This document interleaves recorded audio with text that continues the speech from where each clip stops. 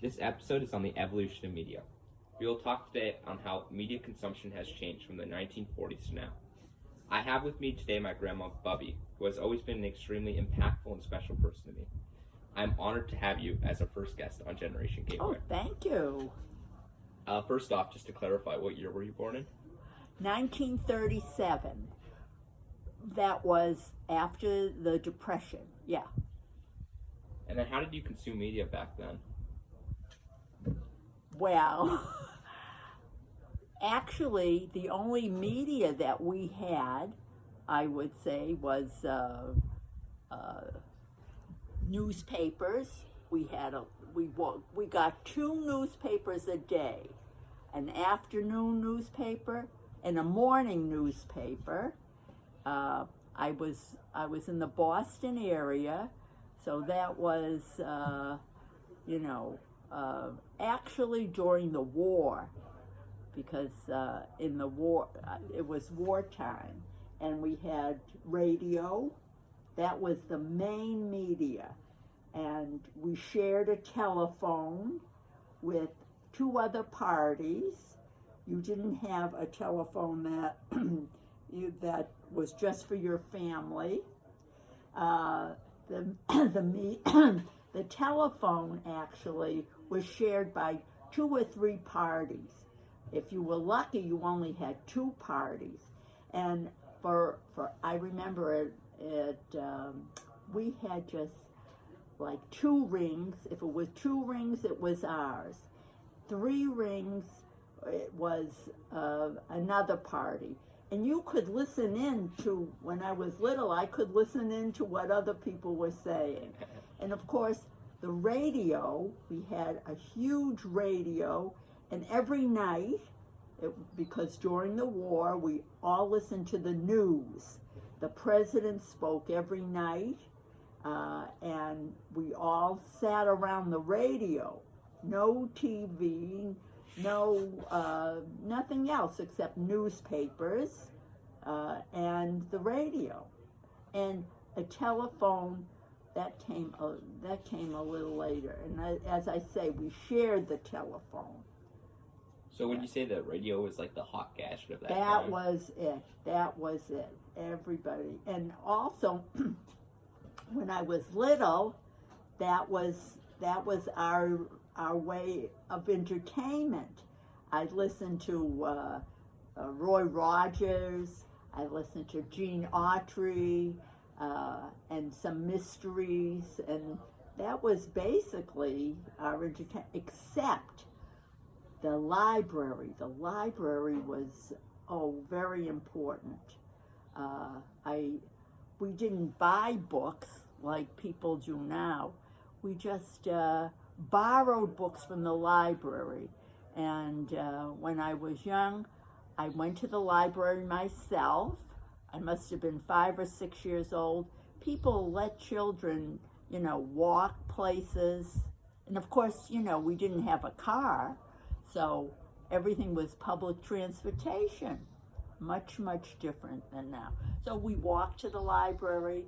I spent my afternoon in the library and walked home and borrowed some books brought books. And I remember when I was a little older, I had read one whole section of the library. Whoa. Yeah. But anyhow, that was our way of getting information.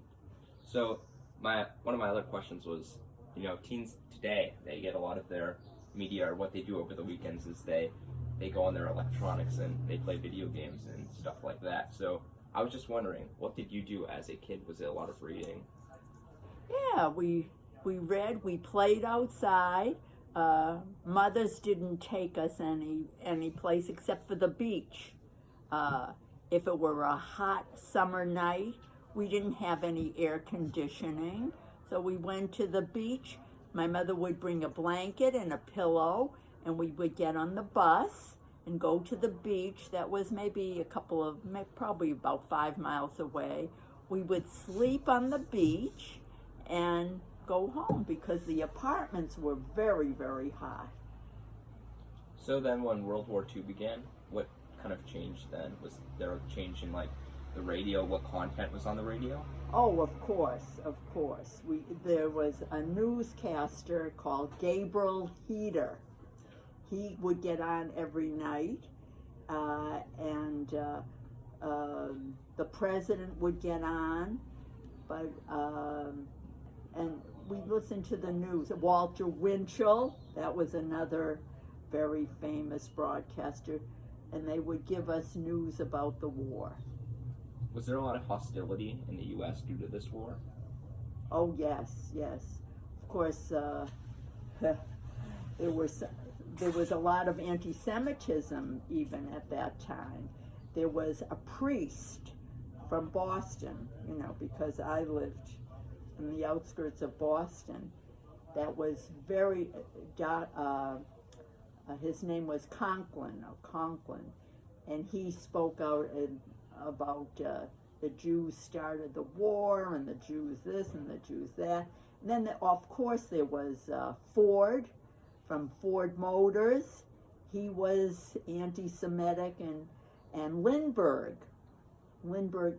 he had a child that was kidnapped, I think before the war, during the war. Anyhow, he was a Nazi sympathizer. So they were Nazi sympathizers. So yes, there was hostility. And then, of course, the Japanese, they put the Japanese in internment camps during the war. That was terrible. And, it was not a happy time. Yeah. And then after the war to around the 2000s, what are some of the biggest evolutions in media in your opinion? Oh, television. That was interesting. Not everybody had a television. And so we would go to whoever in the neighborhood had a television, we would all go to listen to Sid Caesar, very, comedy programs. And they didn't have television all day. It started like at 7 o'clock at night, and it went probably until 9:30, 10. And then all the other times they had test patterns. So, it wasn't until, I would think much later, that everybody got a TV. And the TVs weren't anything like they are now. They were these huge, big boxes that took up a good part of the living room. The neighbors would all come in and watch a show, but it wasn't on during the day. And I don't remember them having newscasters at that time. The newscasters started afterwards. First it was just entertainment. Yeah. So you say that television was the most impactful? Oh, absolutely. So, everybody had a radio. Everybody did. They had, I remember Jack Benny, Bob Hope. You probably don't know who those comedians were. Sid Caesar. Oh, wonderful, wonderful comedy shows. But that was our main entertainment. And then going past the 2000s to about current times. Oh, now I remember the beginning of computers. And I was a student, and I worked one summer for a company that was just starting with computers. I'm not sure what was the name of that company. And we didn't know what we were doing. There were all these students working. They told us it was something called a computer that was going to be. And we did whatever they told us to do, and I never really saw the end of our product that we do. They said, this is going to be really something. It's called a computer. So we did something with putting things in, I don't know, but we worked all day doing things in little categories, but that was the beginning of computers. That was, oh gee, let's see, when was that? 60s, probably the 70s. And then, of course, it mushroomed. Because I remember when I was teaching school, they told me, you know what? We're never going to have dictionaries again. You're going to find everything you need on the computer. I said, I can't believe it. Because when I was teaching, we had to teach kids how to use the dictionary. But a futurist came in while I was teaching school and told us, they said, you know, someday people are going to work from home. I said, no.